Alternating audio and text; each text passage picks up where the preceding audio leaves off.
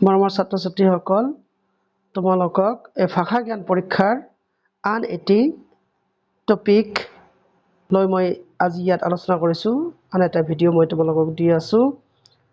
ফাৰ্ষ্টতে মই তোমালোকক টপিকছটো পঢ়াই শুনাইছোঁ, তাৰপিছত ইয়াত থকা কুৱেশ্যন আনচাৰখিনি আমি ছল্ভ কৰি আছোঁ আৰু কেনেকৈ ছল্ভ কৰিব লাগে মই তাকে তোমালোকক দেখাবলৈ চেষ্টা কৰিছোঁ। বাৰু এইবিলাক তোমালোকে চাই থাকিলে তোমালোকৰ এই ভাষা জ্ঞান পৰীক্ষাত তোমালোকৰ খুব সুবিধা হ'ব, সহজ হ'ব।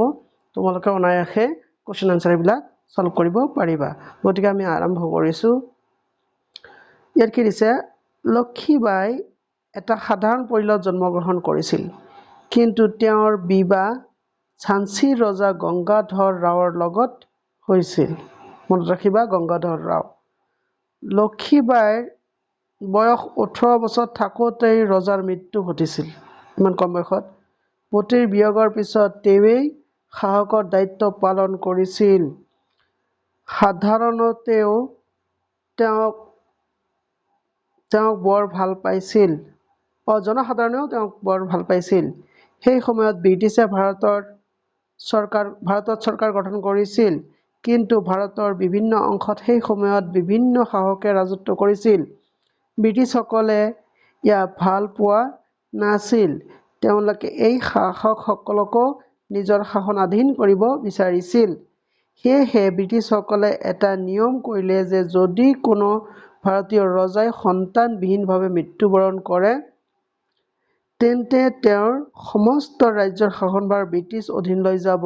কিন্তু সেই সময়ত ভাৰতবৰ্ষত নিঃসন্তান ৰজাই আনৰ সন্তানক তোলনীয়া পুত্ৰ হিচাপে গ্ৰহণ কৰাৰ আৰু তেওঁৰ মৃত্যুৰ পিছত সেই তোলনীয়া পুত্ৰই ৰজা হোৱাৰ নিয়ম প্ৰচলিত আছিল।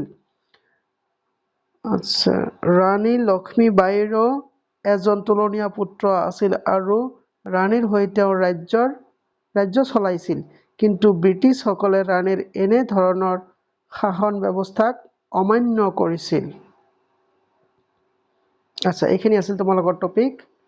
এয়া আছিল তোমালোকৰ ডেলহাউছিয়ে কৰা স্বত্ববিলোপ নীতিৰ ওপৰত ভিত্তি কৰি দিয়া এটা টপিক, হয়নে?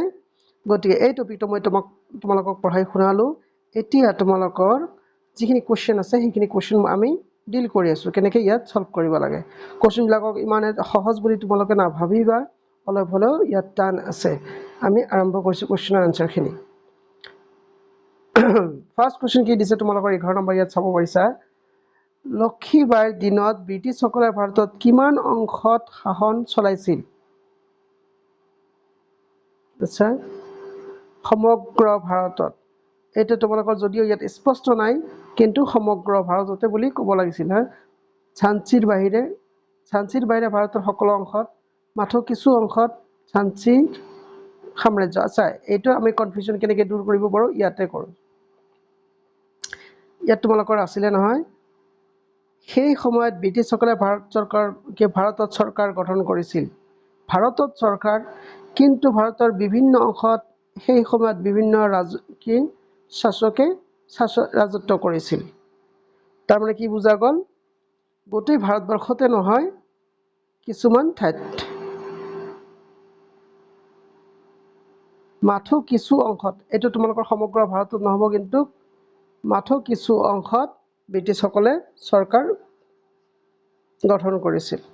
সমগ্ৰ ভাৰতত বুলি ক'লে টপিক ষ্ট'ৰ হিচাপে ভুল হ'ব। গতিকে তোমালোকৰ অপশ্যন হ'ব 1A। কুৱেশ্যন নম্বৰ 12ত কি কৈছে? লক্ষীবাই কাৰ জীয়ৰী আছিল? এজন ৰজাৰ নে এজন সাধাৰণ লোকৰ? এইটো আছিল তোমালোকৰ এজন সাধাৰণ লোকৰ জীয়ৰী আছিল। নেক্সট, ব্ৰিটিছসকলে তেওঁলোকৰ কি কৰিছে বাৰু? ব্ৰিটিছসকলে তেওঁলোকৰ শাসনাধীন কৰিব বিচাৰিছিল কেৱল ঝান্সী সাম্ৰাজ্য, কেৱল সেইকেইখন ৰাজ্যত যাৰ ৰজাৰ নিঃসন্তান হিচাপে মৃত্যুবৰণ কৰে। এইটো হ'ব তোমালোকৰ নাম্বাৰ 2, 2 নম্বৰ অপশ্যনটো। যিসকল ৰজা নিঃসন্তান আছিল, অৰ্থাৎ ইহঁতৰ তোলনীয়া পুত্ৰকো মান্য নিদি সেই ৰাজ্যখিনি তাহাঁতৰ তলতীয়া কৰিবলৈ বিচাৰিছিল ব্ৰিটিছসকলে। নেক্সট, কুৱেশ্যন নম্বৰ 14টো কি আছে বাৰু? লক্ষ্মীবাঈয়ে তেওঁৰ পতিৰ মৃত্যুৰ পিছত ঝান্সীৰ শাসকৰ দায়িত্ব গ্ৰহণ কৰিছিল। ইয়াত আৰু কি আছে?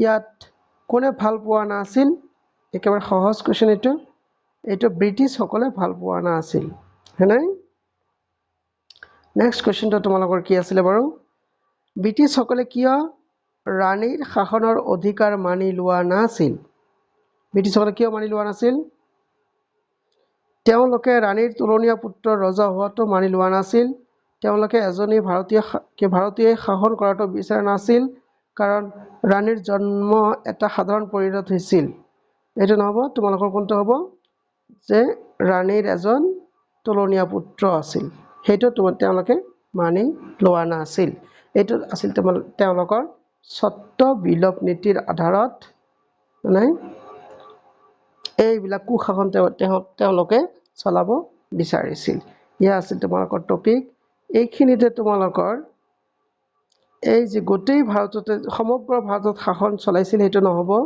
এটো মই কনফিউজন আছিল যদিও কনফাৰ্ম হৈছো এটো সমগ্ৰ ভাৰতত নহব মাত্ৰ কিছু অংশত হ'ব নাই গোটেই ভাৰতত তেতিয়া সিহঁতে শাসন কৰিব পৰা নাছিল স্বাধীন ৰাজ্য বহুত কেইখন আছিল যেনেকৈ আছিল তোমালোকৰ বংগৰ নৱাবৰ ফালৰ ইফালে তাৰ পিছত তান্তিয়া টপি আছিল ইফালে মংগল পাণ্ডেৰ আছিল মংগল পাণ্ডেটো নহয় তাৰ পিছত বাজিৰাও আছিল এইবিলাক ৰাজ্য তেতিয়ালৈকে আমাৰ ব্ৰিটিছৰ তলতীয়া হোৱা নাছিল গতিকে এইখিনি আছিল তোমালোকৰ টপিক ইয়াতে তোমালোকৰ এটা কোৱেশ্চন মই থৈ যাব বিচাৰিছিলো তোমালোকে পাৰিলে কমেন্টত জনাবা যে আমাৰ ৰাণী যে আছিল কোন ৰাণী